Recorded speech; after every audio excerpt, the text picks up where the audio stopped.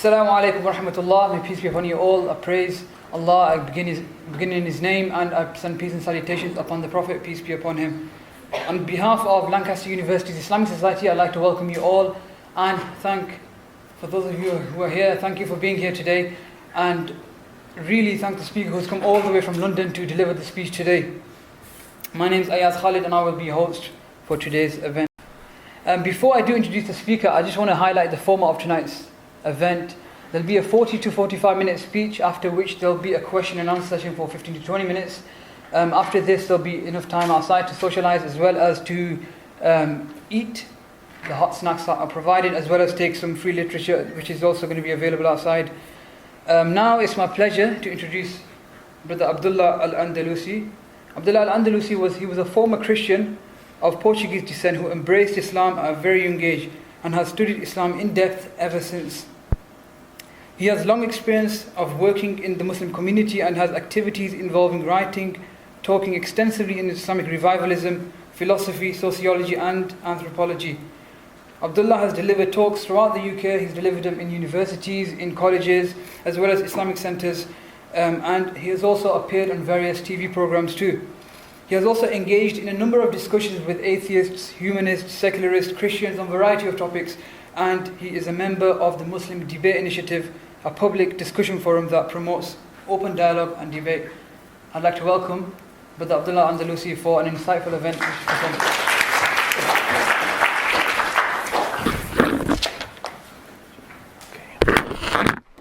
Thank you for that introduction, and thank you for everyone attending. Bismillah ar-Rahman ar-Rahim, alhamdulillah rabbil alameen, as-salatu was-salam nabi Muhammad wa ala alihi tayyibin wa sahbihi salihin. Today's talk is Shariah Inhumane?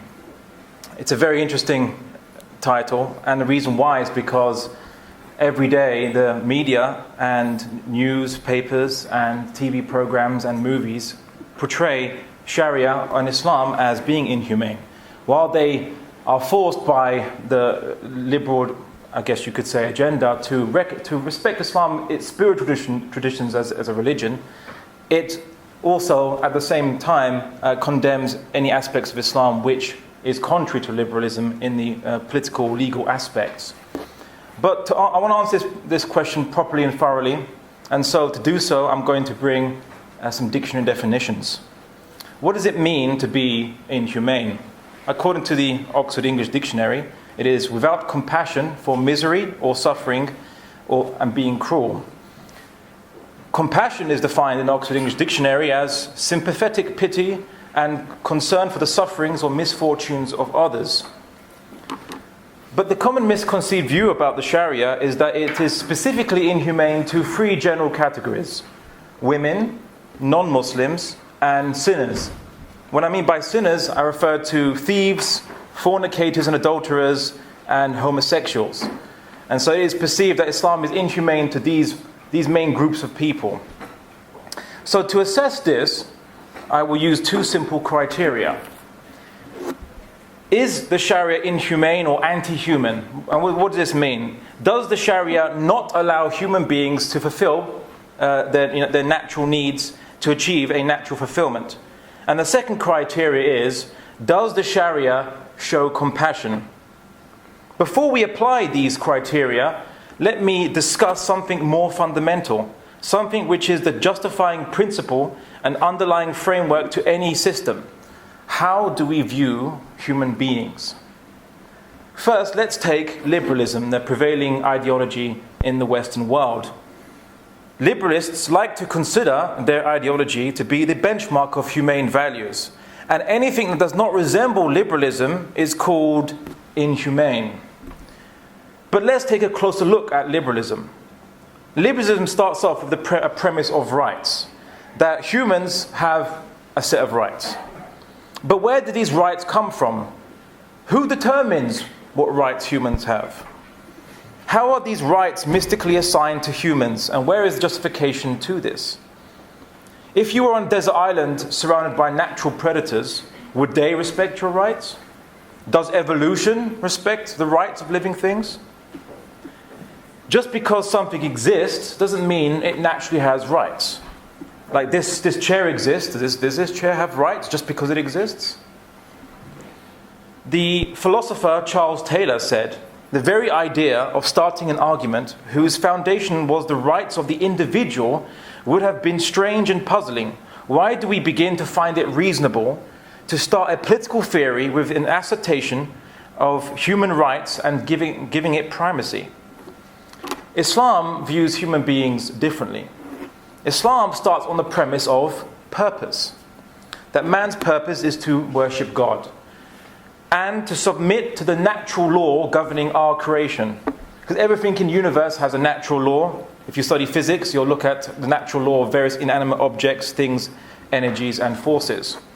So the purpose of our existence is to submit to the natural law for our creation as part of this universe.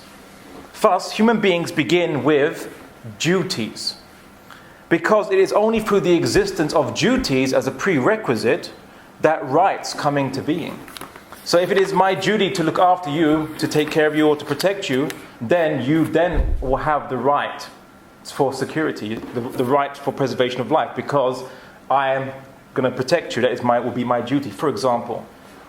And the Quran says, O mankind, remain conscious of your duty to your Lord, who created you of a single soul, and of like nature created its mate, and from the pair of them created and spread many women and men. Now, rights aside, liberalism posits a strange and irrational conception for human purpose. It starts by ignoring any higher purpose or mechanism that brought human beings into existence, and instead focuses merely on a superficial explanation of our existence. Liberalism says that the purpose of human life is just sensual gratification, or in the common euphemism, to seek happiness. But our physiologies and our instincts beg to differ. Our brain rewards us for achieving goals related to survival, moral, or reproduction by releasing chemicals that are pleasurable once we attain these objectives. But our brain does not release these chemicals for us doing nothing, or just existing. In essence, our body is pushing us to do things for a higher goal than just enjoying the ride. As a friend of mine put it, we eat to live, not live to eat.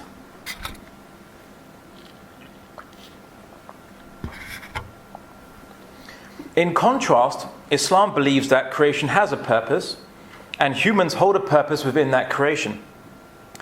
The Quran says, and we did not create the heaven and the earth and that which is between them aimlessly. This is the assumption of those who disbelieve, so woe to those who disbelieve. Furthermore, liberalism's unjustified notions of human entitlement, together with making sacred the tyranny of the ego, one's arbitrary whims and desires, married to a self-centered perspective to the world, has caused great evil, as the strong compete against the weak with no regard for the consequences to other people, or other nations' ability to provide for their population, and now even the environment is suffering. As Professor Daniel Bell, lecturer in political science at the University of Singapore, says, liberalism, it is claimed, contributes to, or at least does not sufficiently take account of, the negative social and psychological effects related to the atomistic tendencies of modern liberal societies. There is undoubtedly a worrying trend in contemporary societies towards a callous individualism that ignores community and social obligations, and liberal theory does not seem up to the task of dealing with this problem. Islam knows that human impulses, if you unleash them, they are insatiable. The Prophet Muhammad said, if the son of Adam was to be given a valley, 2 valleys filled with gold, he would want a third one. So having a law that treats people equally, regardless of their specific needs or abilities, and granting unrestricted liberty to a society which people are possessed of natural advantages. For example, some people might have good looks, some people might have intelligence, others might have wealth, others might have charisma, and some might have influence. These people can leverage these advantages to exploit the people who do not have these advantages in that society, and hence the strong will then exploit the weak in every sphere. As the Swiss philosopher, poet and critic Henri Frédéric Amiel said, liberty, equality, bad principles. The only true principle for mankind is justice, and justice to the feeble is protection and kindness. Islam prescribes morality and justice as its main focus. The Quran tells us, "We have sent our messengers with clear signs and sent that with them the book and the measure in order to establish justice among the people."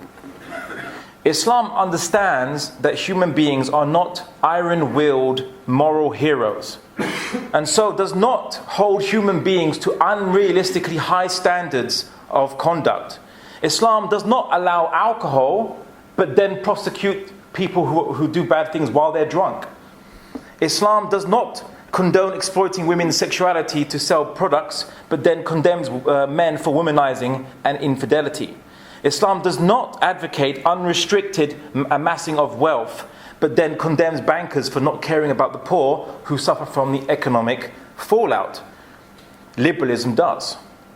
And then it wonders why crime rates are so high, why there is economic inequality, and why 1 in 4 women have reported sexual rape or attempted sexual rape in both America and UK. And I got those statistics from Rape Crisis UK. Humans are capable of noble and righteous actions, but they are also fallible and weak. They can act irrationally, are easily influenced by their social and economic environment. They generally can succumb to a variety of temptations like cheating on one's spouse, smoking addiction, unhealthy eating addiction, alcohol addiction, womanizing, being distracted by various forms of media, greed, pride, etc., etc. Thus, Islam aims to tackle these sources of man's weakness and promote more positive satisfactions for human impulses, and more importantly, it does not expect superhuman standards of conduct. It tries to be realistic when organizing humans. The Quran tells us, Allah would make the burden light for you, for man was created weak. The Prophet Muhammad said, "I have been sent with an easy and practicable Shariah." And in this context, Shariah means law. The Shariah aims to protect and liberate human beings from base desires, to enable them to fully realize themselves without hampering the rights of others. In the ayah of the Quran, it says, "Those who follow the messenger, who enjoins upon them that which is right and forbids them which is wrong, he will make lawful for them all the good things, and prohibit for them all the bad things. And he will relieve them of their burdens and the fetters which they used to wear." So Islam aims to liberate human beings from self-destructive conduct and mutually destructive conduct in society. And harm isn't only physical harm. People think that what's the problem if you allow freedom for everyone as long as you don't physically harm each other? That would be fine if every human being was an island unto themselves emotionally. But you can emotionally harm people. You can stop them from achieving their goals. You can make them depressed. You can make them incur emotional pain, which is greater than physical pain. So Islam does not deny natural human fulfillment. It seeks to facilitate and liberate it. Sharia organizes human beings so that they don't act to impinge each other's rights. However, it encourages and leaves unrestricted the positive ways of fulfillment. For example, Islam prohibits fornication and adultery, but it encourages marriage. Islam prohibits interest, but encourages trade and investment. Islam prohibits sexual exploitation and public immodesty, but encourages beautification, romance, and sexual satisfaction inside the marriage for both men and women. Human beings are weak, so the Sharia helps to remove public temptations and promote positive reinforcement. And I'll give you an example. The Prophet Muhammad said that he was commanding, speaking to men, that if any man sees a woman that charms him, go back home to your wife. She has the like of it. She has the same thing. So deny doing something wrong, which is cheating on your wife, and go back home to your wife and fulfill your desire with her. This is positive reinforcement. So, the first criteria, is the Sharia inhuman or anti-human? I.e., does it allow human beings to achieve natural fulfillment? Well, let's discuss the first category I mentioned, women. Is the Sharia inhumane to women? Firstly, in Islam, men and women are viewed as fundamentally equal. In the Quran, Allah subhanahu wa ta'ala says, "I do not waste the deed of any doer among you, be they male or female. The one of you is as the other." Secondly, as individuals, Islam gave women the right to own property when they had no right. And it was only recently, I think, within the last century, that women in this country had the right to own property. The second thing, women have the right to keep her property after marriage and not give the husband any of it. They have the right to be given a marriage gift, usually a considerable sum of money in some cases, and if divorced, they have to receive alimony. Women have the right to vote. The Prophet Muhammad requested the Pledge of Allegiance for his leadership from women and was not only satisfied to receive it from men. Women have the right to work and own a business. The Prophet's wife, Khadija radiallahu anha, was a successful businesswoman. Women have the right to an education. Women have a right to choose who they marry. The Prophet Muhammad annulled a marriage of a woman who was forced to get married to a man by her father. But because she liked that man after the marriage, she said, no, don't annul it. I just came here on principle to see that being forced for marriage is not the Islamic way. Women have the right for sexual satisfaction in marriage. The Prophet Muhammad spoke to a guy and reprimanded him, a man who was outside of his house constantly, and said, go back home to your wife, she has a right upon you. The women in Islam have a right to affection and love in marriage, and they also have a right to dignity and respect. A right that is not given in the West. If you just listen to what couples who are arguing say to each other, both on soap opera TV and in real life, you'll see what I mean. What I mean by dignity and respect is not being insulted or reviled or using bad names. But we all know what the names used for women in society are, which you see on TV. Name, for example, like a female dog, for example, which they use to refer to women. And it's meant to be all jokey and fun, but then guys speak to each other with this name all the time. It is not acceptable.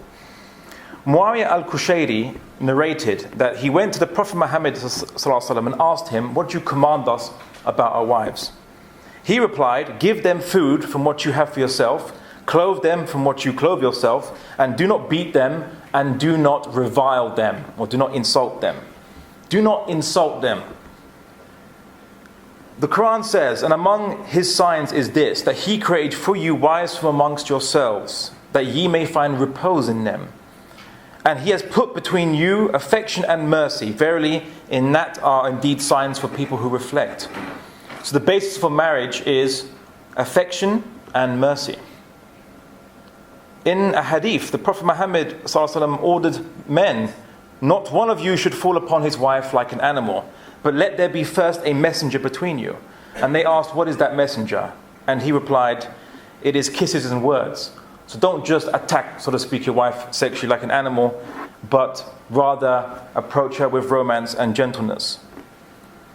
In fact, even the children of women in Islam are told to respect their mothers more than their fathers. A person came to the Prophet Muhammad and asked, who amongst the people is most deserving of my fine treatment? He responded, your mother. And then he asked, and then who? And the Prophet said, your mother. Again, and then who? Your mother. And then who? Then your father.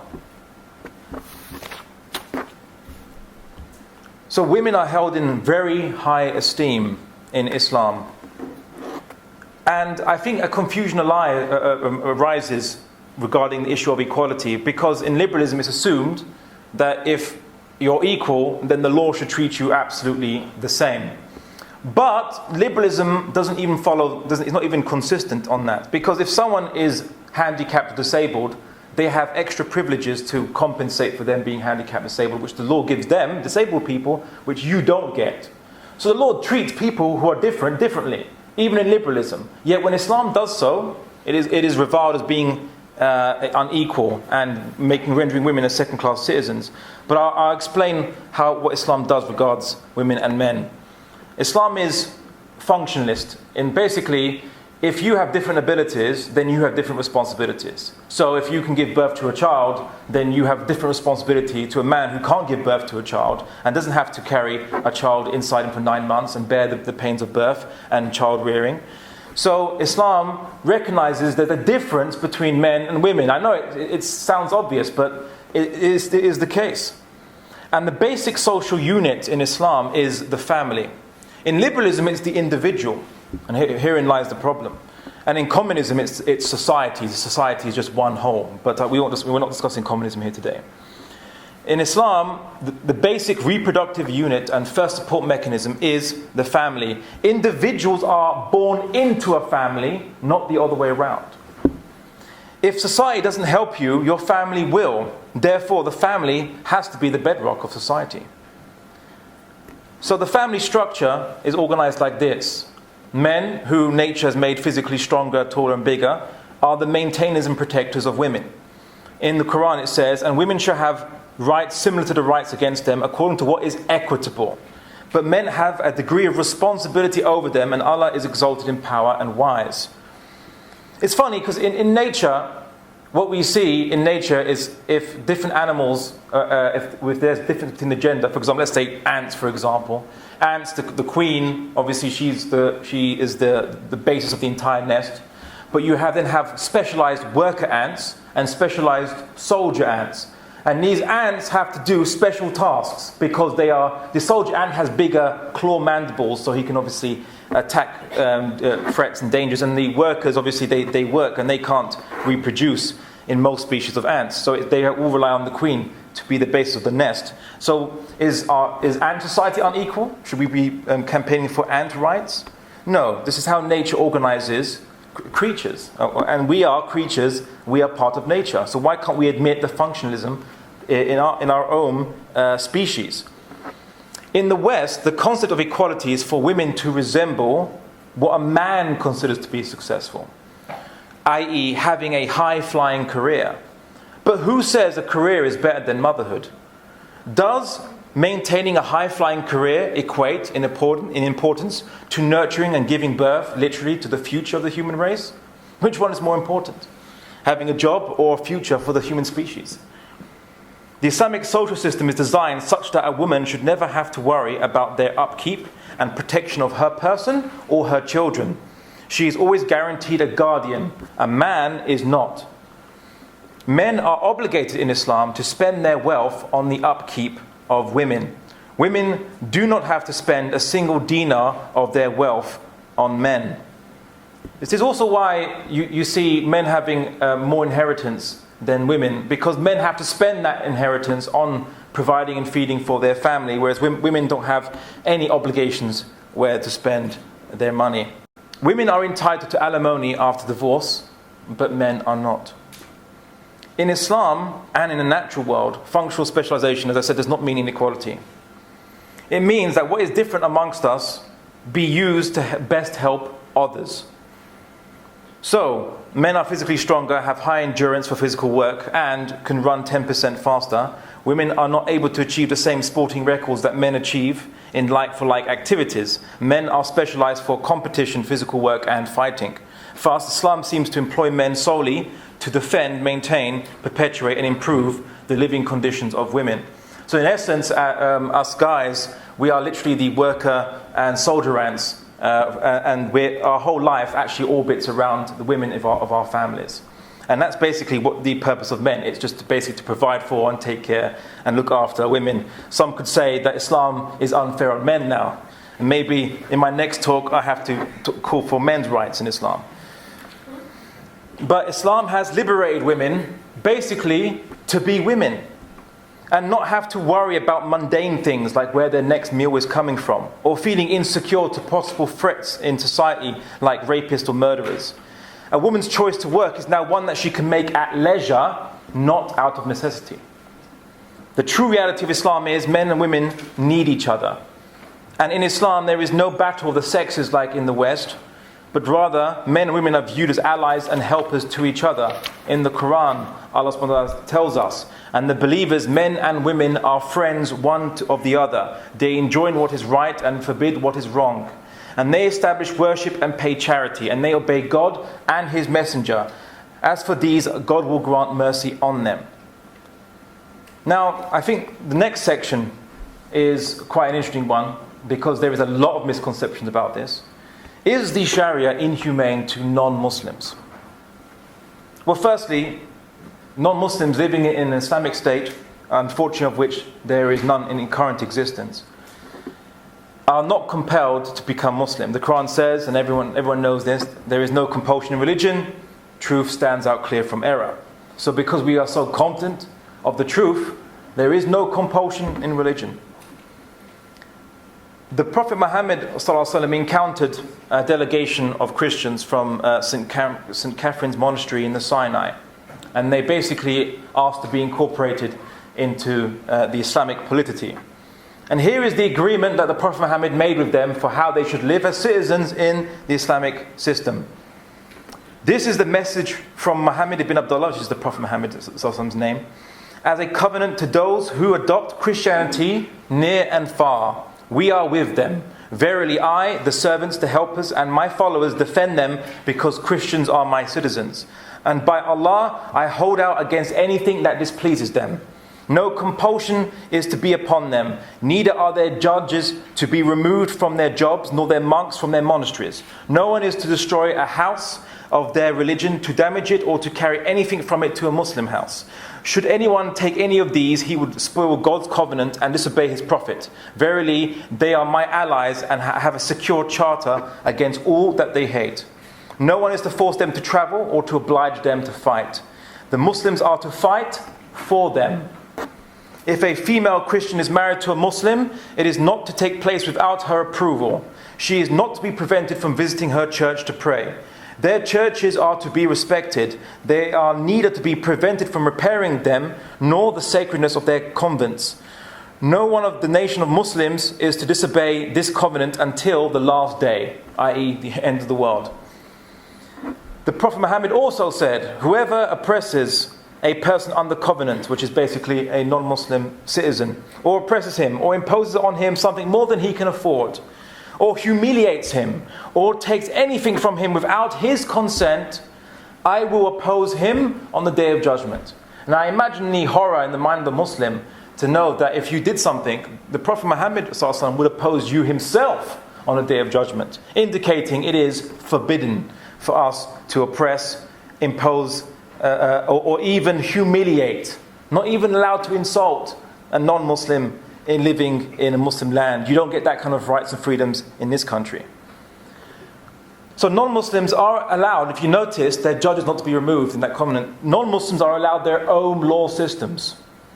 As the Shariah does not believe in one law for all, why should people who don't believe in your beliefs be forced to live under your religious laws? That's not fair. Henrik Greitz, a 19th century Jewish historian, expressed how Islamic rule in Spain favored the Jews in the context of kindness and liberty of belief. He says, it was in these favorable circumstances that the Spanish Jews came under the rule of the Mahometans, which is the word for Muslims, as whose allies they esteemed themselves the equals of their co-religionists. In Babylonia and Persia, they were kindly treated, obtained religious liberty of which they had been so long deprived. They were permitted to exercise jurisdiction over their fellow co-religionists and were only obliged, like the conquered Christians, to pay a tax for citizenship. In summary, your rights as a non-Muslim citizen are as follows. You have the right to believe what you want. You have the right to live under your own religious laws, even in your own communities, which according to Islamic sources seems to possess a degree of autonomy, which is more than can be said for secular countries. You have the right to representation in the People's Parliament, otherwise known as the Majlis al-Ummah. You have the right to express your beliefs and challenge Muslim beliefs in public debate. Like, for example, the Christians of Najran, who came to the Prophet Muhammad's mosque, met the Prophet, debated him, denied him as being a prophet, prayed the Christian prayers in the mosque, and then left back to Najran, and there was no problem.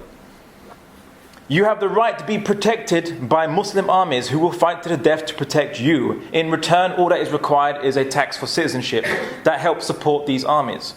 If you choose to participate in military service, which all Muslim males have to do, your citizenship tax is waived. Like the tribe of Al-Jurajima, which was a Christian tribe that lived outside Antioch, they said, we don't want to pay the citizen tax, we'll actually participate in military fighting like Muslim males are. And they said, that's fine, then your tax is waived.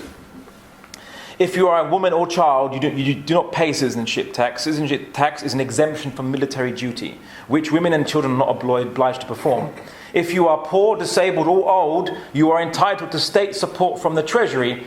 We all know the story, the Muslims here, that Caliph Omar encountered an old Christian, a blind man or beggar, and as soon as he encountered this person, he said, "How could we have taken your tax from you when you were younger and now leave you destitute?" And he was so abhorred about this, that this person was reduced to begging, that he took him to the treasury and said, pay this man what he needs to basically live. So i.e. a state grant. These are the rights that ensured Islam created a successful multicultural system that lasted centuries. In fact, I challenge anyone to find a country in the Western world that equals these rights. Are you tax exempt if you join the army? Are you allowed your own religious laws and your own autonomous areas? No. In fact, they're saying that multiculturalism isn't working. So much for liberalism being pluralistic. The third category now, is Sharia inhumane to sinners? Is Sharia barbaric for people who basically break the law or break its statutes? The Sharia is not totalitarian. It does not regulate what you do in the privacy of your own home. The Quran says, "O believers, do not enter other people's houses until other people's houses than your own, until you have the approval of the inhabitants inside, and have wished them peace. This is the best way for you. It is expected that you will observe it." The purpose of the penal system in Islam is to only deter public acts of corruption, bad example, or temptation. The Sharia is not for regulating the piety of people in private sphere that is between them and God. Islam is not here to make the Sharia is not here to make you a better Muslim in private. That's your duty. The penal system in Islam only has a handful of punishments which are capital offences, and as we know, capital punishment means execution. But Islam considers the alternative to capital punishment to be more barbaric, locking people in cages like animals, where they are forced to do horrific things to each other to survive, and I won't even go into that because it's probably we're too young to know. And this Islam considers to be horrific, and people are saying, "Why are you sentencing someone to life in a cage?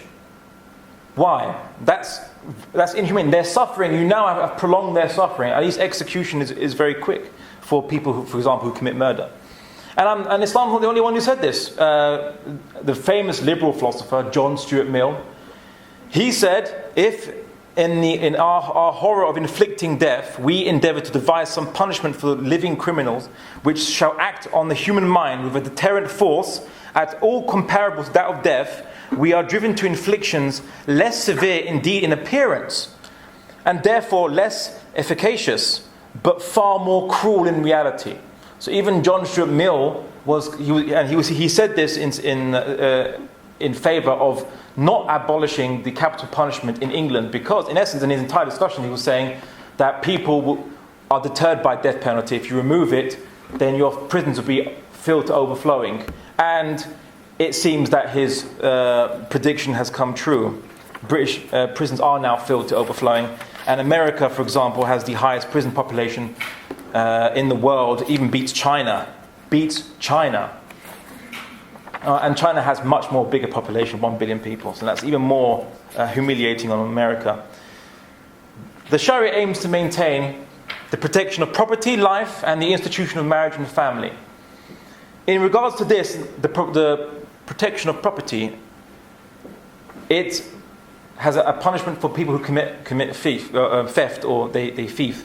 And the punishment is amputation of the hand. Now this has been portrayed as being very barbaric, but people don't understand the conditions. If a person steals because they are poor, there is no punishment. In fact, it's a shame on the state. The state should have been providing for the poor person. Why is he stealing?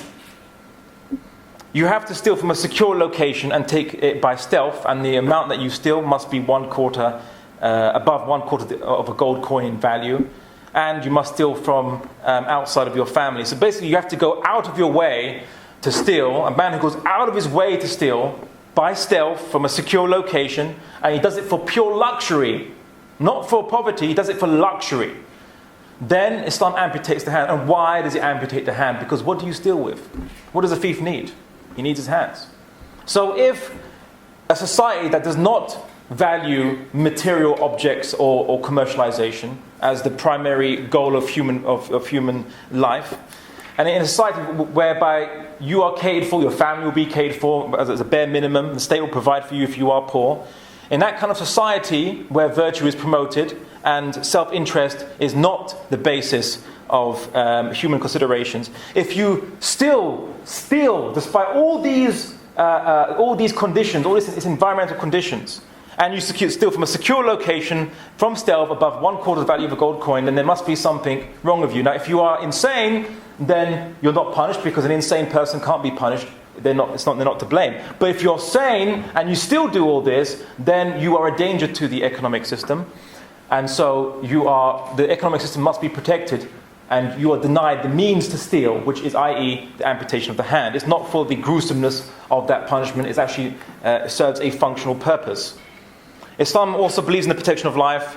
The punishment for murder, obviously, is execution. However, the family of the victim can choose to forgive the murderer and demand compensation for the murder.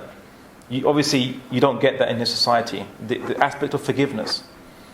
Also, and this is the main contention, adultery. The punishment for adultery in Islam is capital punishment. Yes. However, what is the conditions? What is the conditions?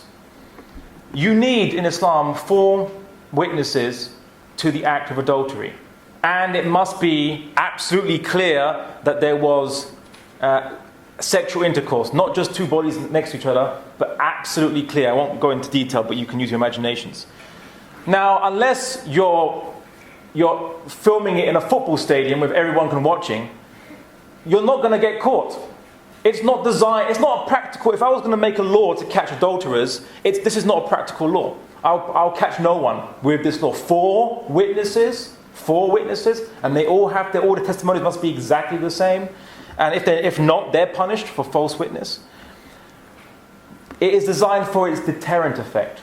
The purpose of this law is just to deter you from committing adultery. If I said, for example, that anyone who rides a unicorn will be hung, drawn, and quartered, it's a horrific hung, drawn, and quartered. It's very horrific.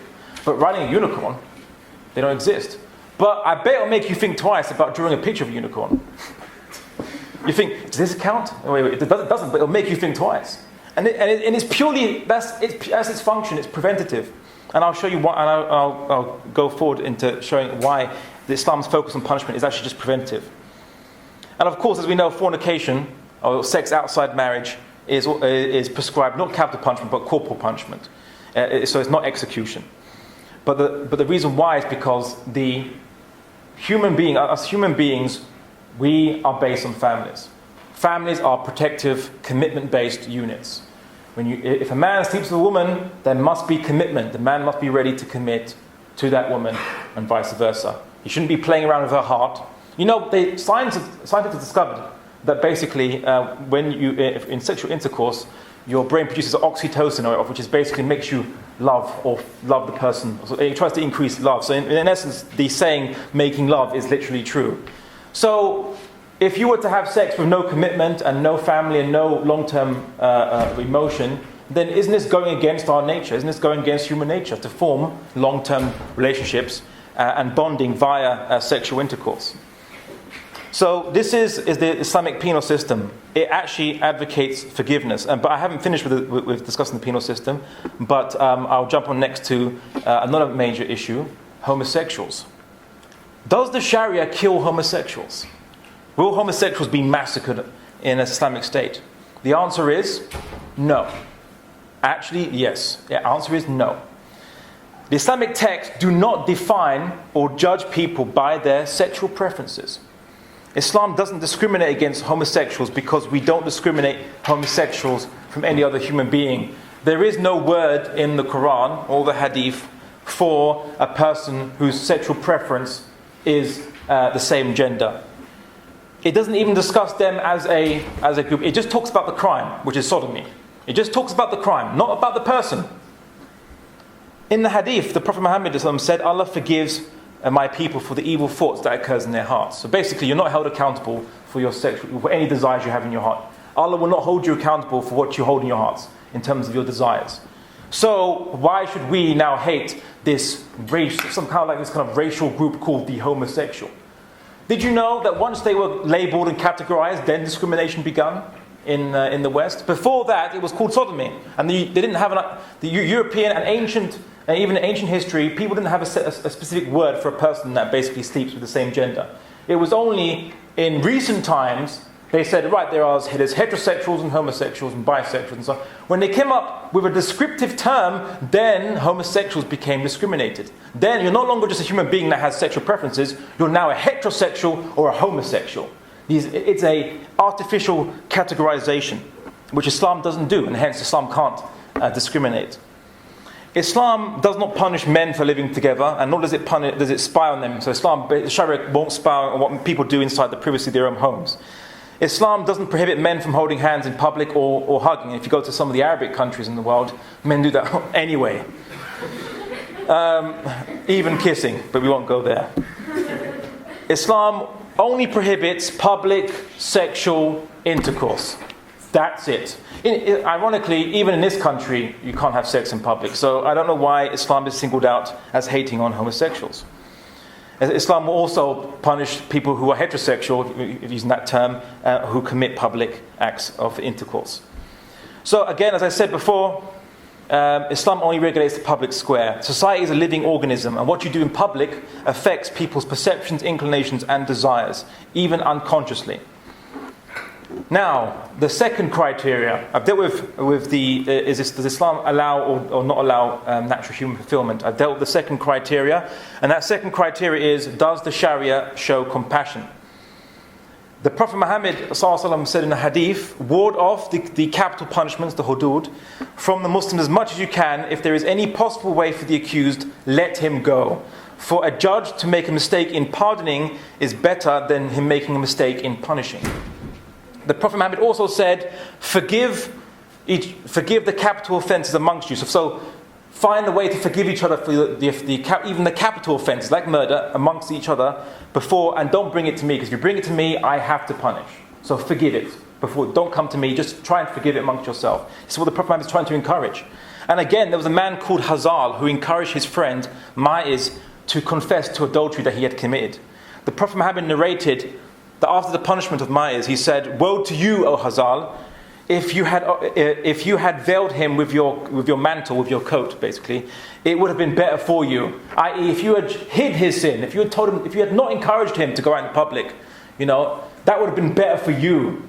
I.e., don't try to don't try to snitch, and don't try to, if you, as possibly you can, if crime happens, which hasn't hurt anyone, like murder, for example. So if the crime hasn't hurt anyone, then keep it to yourself. Hopefully God will forgive you, or will forgive your friend." And this is what the Prophet Muhammad is saying.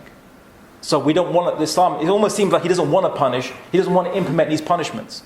If these punishments have to be implemented, then the Sharia has failed. That's basically the case. It's failed to deter you from committing that crime. So basically, the Sharia allows forgiveness for crimes. The Sharia sets almost absurdly high standards of evidence for prosecution of capital offences, while allowing their preventive significance to regulate and deter people. Sharia encourages personal forgiveness. The Sharia encourages hiding one's crimes if it did not involve physical harm, as I said. So there's no concept of a police state in Islam where you put cameras up everywhere, unlike perhaps the country we might be living in.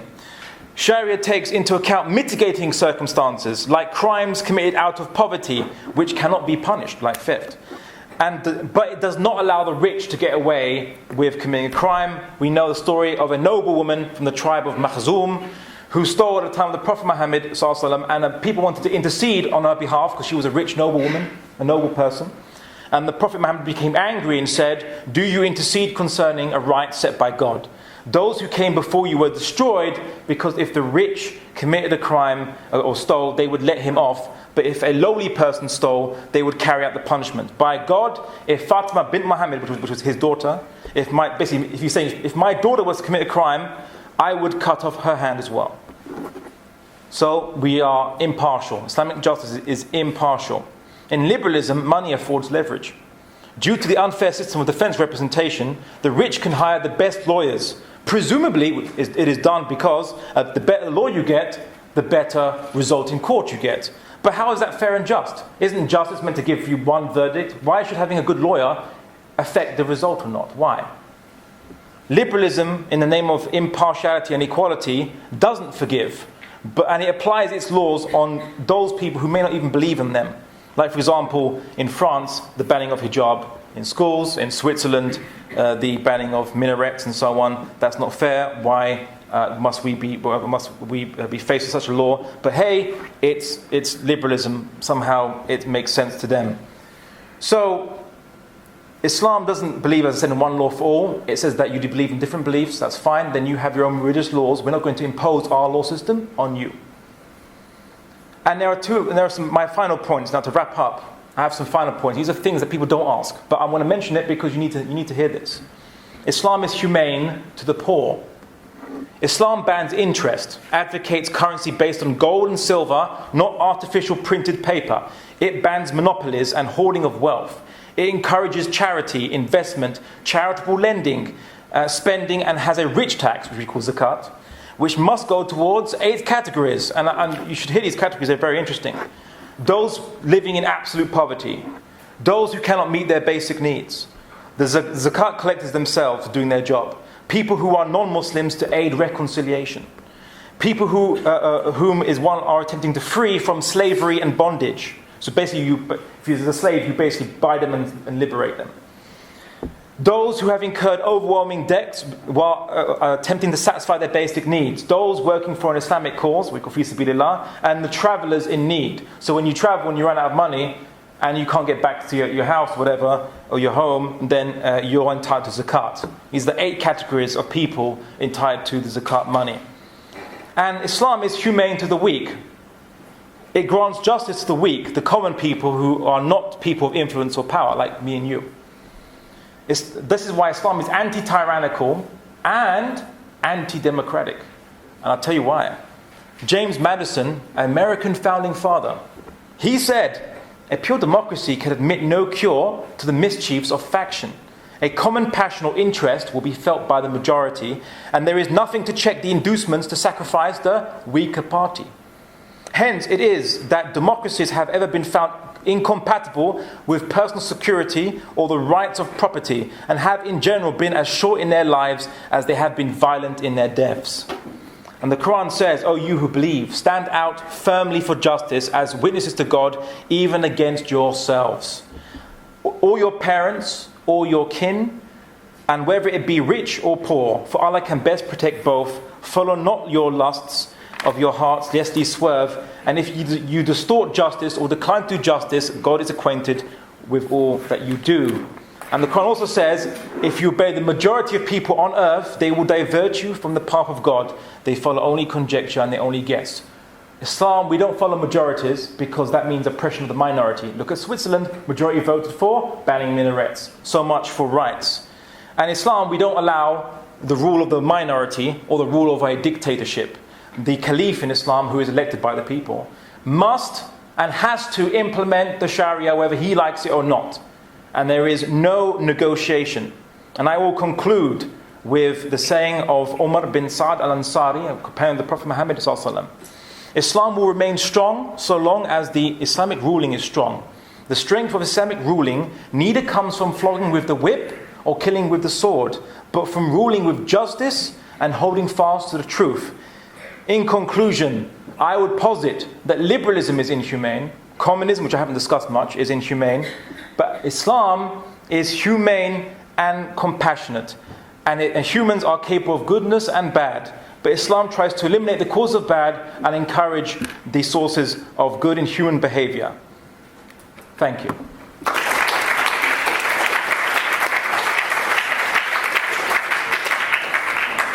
I just want to thank the speaker for enlightening us on the topic and really opening up to the floor. Now you can ask any question you want.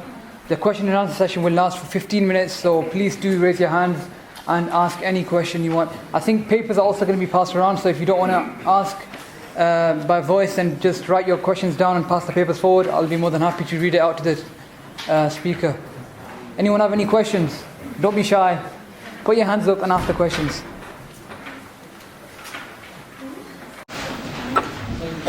What are the rulings of polygamy in Sharia? Okay. The polygamy first. Why is it allowed? I think this is an interesting question. You know, scientists have looked at something in different species of animals. It's called sexual dimorphism, which is basically the differences in the apparent look and physique of sexes within any particular species. And they've noted that the greater the sexual dimorphism, the greater the difference between the appearance of the male and the female, the more the tendency towards polygamous relationships than monogamous relationships. So, for example, swans, who the male and female virtually resemble each other identically, they're monogamous. But other species, like, for example, roosters and chickens, for example, one rooster with many chickens, it's a kind of polygamous relationship because obviously the rooster looks different from the chickens. So it is, in essence, men and women, we look different, and so in some cases we follow this natural law of all creatures, whereby we have tendencies to polygamy as well. But there are conditions that come along with that. In essence, because there is one male to every female generally, and there might be a few extra females in someone, but because there is one male to every female, generally monogamy is the prescribed method that most Muslims follow. Like 99% of Muslims will follow. But if in case of war or due to various issues or conditions, for example, a husband dying, there are widows and there are women who basically have kids and no one to support them, that rather than leave them to fend for their own, Islam has allowed a man to take over protection and responsibility of additional women to his wife. Now, obviously, he'll need to have the financial resources to accommodate two women and treat them both equally, two houses to house them, which most of us can't get and will probably never get. And of course, I mean, treating two wives equally, this is a very, very big task, since some men seem to have a problem treating one wife equally to their rights and responsibilities. So in essence, it's a very high standard, and in essence, it can only be satisfied by people who are very rich and have loads of properties and lots of wealth, that they could look after the women who are widows and divorcees. And the Prophet Muhammad ﷺ married women who were, most of the women he married were people who were divorcees and war widows. So this is basically the conditions around polygamy. Most men will probably not do it and can't do it, even though when they're young they like to joke with each other that they will, but they never will. Once they discover how demanding being responsible for one person is, they generally change their mind.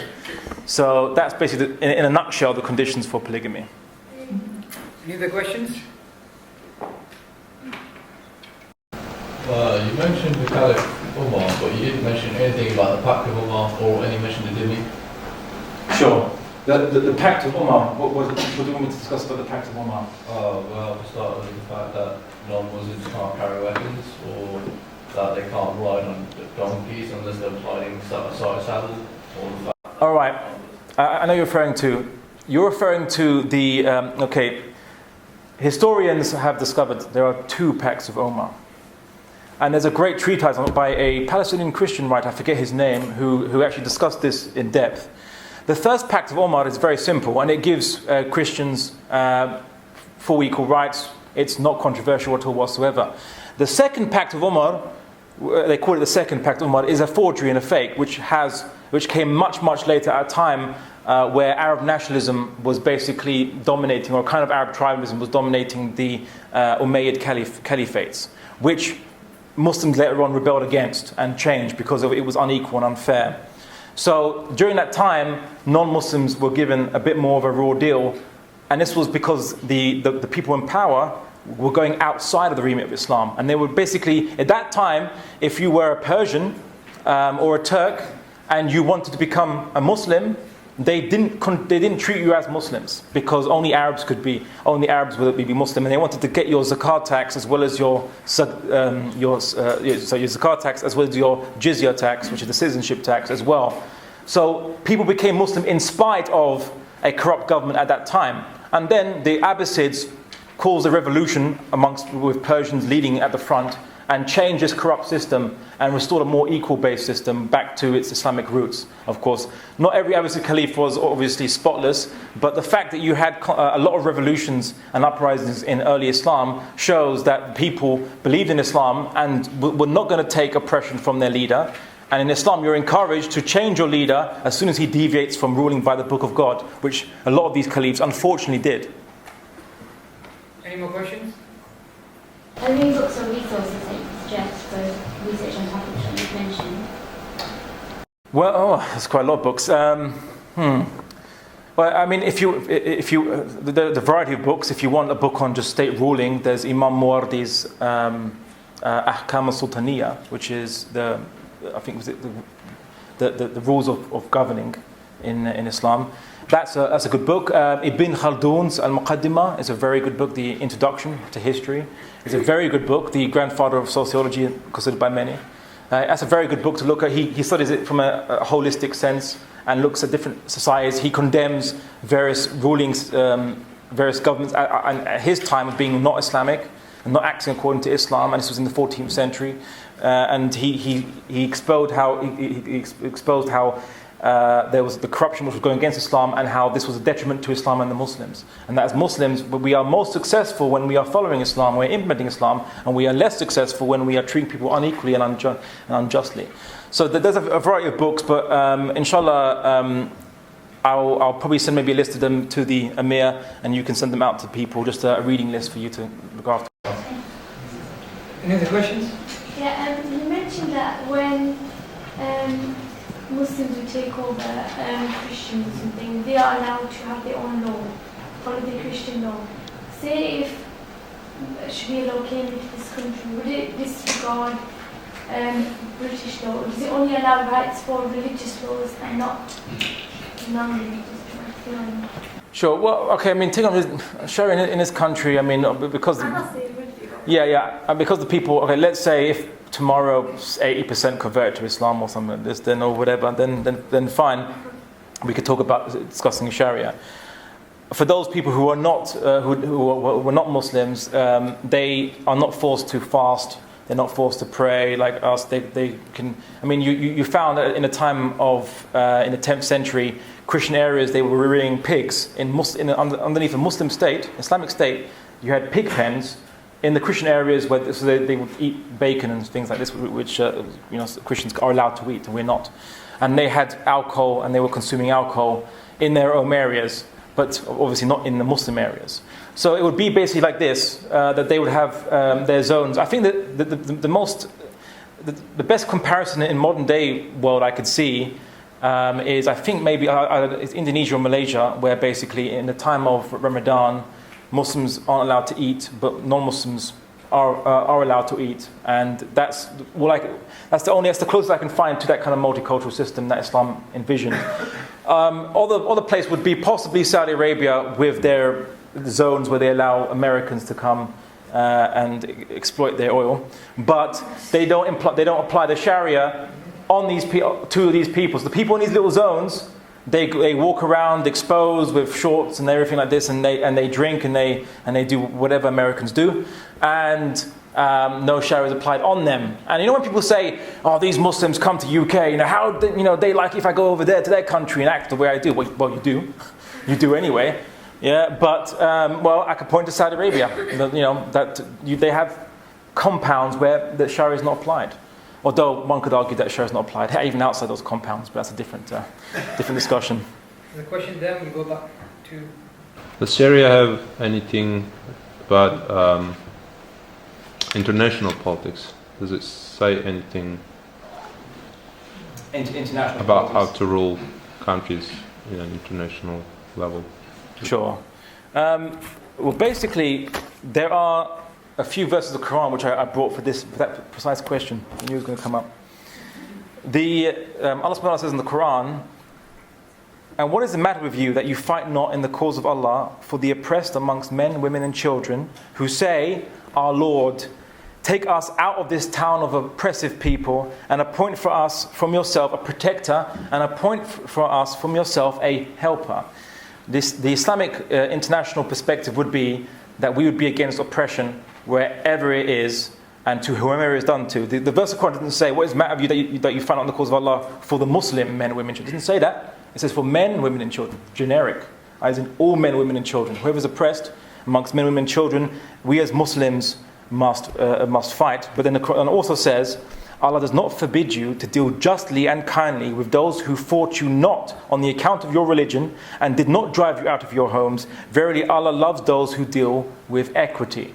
So the Quran is commanding us that those people who don't fight you and don't kick you out of your homes and don't fight you because of your religion or for other reasons like material wealth or whatever, but these people that don't fight you, Allah does not forbid you from dealing kindly and justly with them. And and Allah loves those who deal with equity.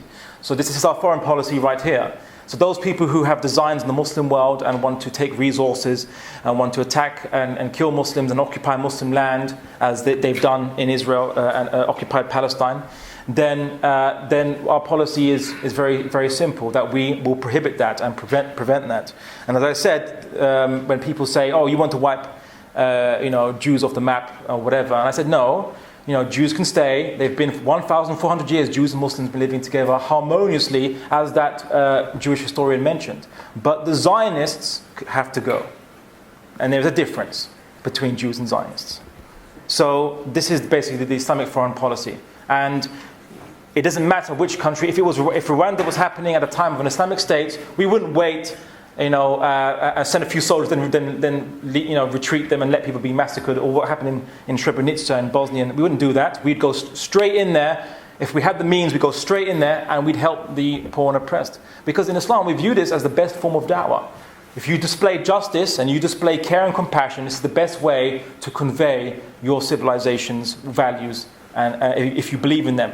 And it's funny, the Western countries who claim they believe in human rights, but they support dictatorships. And they support dictatorships up and just to the point where they're about to fall, and then they change and say, oh yeah, we're against the Tunisian regime now. Yeah, even though France and America and England have been supplying the Tunisian regime the anti-riot gear, bullets and things, and Libya had been the best mates with UK recently, and of course Egypt was best friends with America and Israel, and they were supporting them until the point where they thought, oh, he's gonna go, okay, yeah, we condemn tyranny. Oh, thanks. Very, very timely. So that was my answer. Okay, a question of that? Have you got any examples of any actual countries that follow Sharia to the degree that you described? Unfortunately not. Historically, obviously, there was many caliphates which were implementing the Sharia system. The Ottomans did for the longest period of time until they declined, and then they started to mix and match their law system with, I think, some foreign elements, and they just collapsed after World War I. So, unfortunately, this discussion is mostly theoretical, but it has historical precedence, and hence I quote historians. To find my examples of civilization, I have to go back in history, which it's a shame. Just like it's a shame that, for example, in the time of the caliphates, Muslims had a higher literacy rate than they do now, for example, in the same areas. It's strange. So, for us to progress, we have to go back, or whatever, at least back to our values, not necessarily back to the technology of that time. But we were forefront in technology, we were forefront in development, we were forefront economically and military and so on. And now we're not. And why is that? And if you look at our countries, it should be obvious. Our countries are secular regimes. Our countries, we're not following the Sharia. We are told the Sharia is outmoded and that you should follow democracy and liberalism, secularism, because it brings peace and prosperity to the world. But it doesn't. So now us Muslims are in the middle of a crossroads. Do we say, oh, well, let's try to reform Islam like the Christians did, their belief, and then become secular and then make the same mistakes again? Or do we have trust and confidence in our belief and actually strive to implement it in our regimes and cause a positive change whereby instead of me needing to give this lecture here today, we can just point to the news and say, that's our state, there you'll see Islam, full stop, here's a free ticket, whatever. Please visit. Okay, we'll have a question there and the last question here. For example, in the situation when Muslim man lives in a non-Muslim country, and the law system of this country contradicts to Sharia, and which should prevail for him? Is he relieved from his some duties, for example? From what I know, the Sharia ruling on this is if you go to a foreign country, or you live in a foreign country, and you make an agreement, i.e. to live in that country, then you must respect the rules and laws of that country. However, if they command you to do something against your belief or your good conscience, then you can't do it. So if they force you to eat pork or join the army and kill people, innocent people, you can't do it, you can't obey, you have to disobey. And the Quran talks about people who on their judgment will say to God that, I'm sorry I did all these bad things, it was people around me, and Allah will say back to them, wasn't the earth big enough for you to migrate? So if you really are oppressed and they're making you go against your religion, then the last thing to do is migrate and go to a place where at least you won't be forced to do things against your belief. Okay, so we'll have a question again. Hi. How is it just to allow sin within the privacy of your own home? Okay. How is it just to allow sin in the privacy of your own home? Well, it's very simple. We have free will. The whole point of this exercise, so to speak, of us existing is to make a choice. So we can choose to worship God or not. The Prophet Muhammad is described as a mercy to mankind. He was sent as a mercy, i.e., the system that he brought is to help us be good people. And this is God's mercy. So God is doing a favor for us. So he's going to help us condition our environment so that we don't make mistakes, we don't do bad things or self-destructive modes of behavior or mutually destructive modes of behavior. But the Sharia cannot compel you to be a good person. Because if the Sharia forces you on gunpoint to be a good person, then there's no free will. And where is your accountability before God? What was the point of creating us in the first place if we can't exercise our free will? But at the same time, you can't let people go out in public and, through what we call, unconscious influence each other into bad things. So what Islam does is very simple. In the public, the Sharia is going to help you be a better person by preventing women from being sexually exploited in public, preventing interest, concentration of wealth, poverty, all these things. In private, it's between you and God, and this is your test. Now, are you a hypocrite, or are you a true person, a man of ethics, belief, morality, and faith? This is the test, is in your own home. See, so the Sharia is meant to help us, but it's not going to compel us to be good people. Does that not leave people vulnerable? Well, vulnerable to yourself, I suppose, or in a way we're vulnerable from what we believe is, shaitan, the whispers of shaitan, obviously he's trying to corrupt us. But as I said, we're humans, right? We're always vulnerable to many things, but the Sharia is trying to help us. It's not going to make us invulnerable to committing immorality, because that denies free will. We have free will means you have to have a choice of do good or do bad. In the public society is not going to corrupt your youth. It's not going to corrupt yourself. This is what the Sharia is here to do: is to prevent this corruption coming from outside. Inside your house, it's your choice, and that's between you and God. And this is the real test. So, inshallah, the Sharia is hoped that by making you a good person outside your house, you'll be a good person inside your house. But if you still insist on being a bad person, then you must be truly a bad person to go against society even and do bad things even in your own house. So the Sharia is here to help us, but it can't compel you to be a good person. Okay, that was the final question. I just want to thank the speaker again. Thank you very much. I'm sure many of you have any more questions, but the speaker will be around for 5 or 10 minutes, and you can speak to him outside. I just want to remind you again that the feedback forms are on your tables in front of you, so please do fill them in. And also outside we have hot snacks as well as literature. So